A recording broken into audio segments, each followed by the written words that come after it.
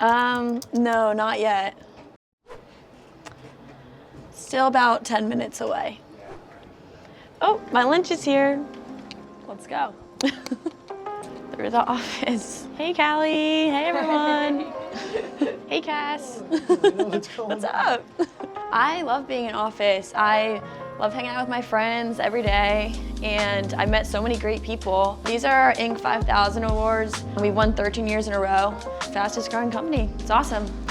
This is the public sector. Public sector is government agencies. We're focusing on penetrating the federal, state, and local government prospects. So it's pretty big back here. And then here they're setting up Culture Club meeting. It's the paint and sip today.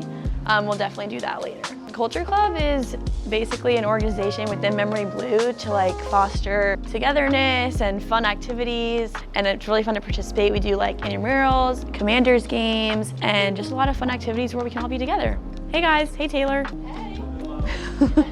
Here are a bunch of rooms that you can rent out or reserve. A lot of good work done in there. I got Kava. It's pretty close by, but I Uber Eats'd it to myself today. Kava, Chipotle.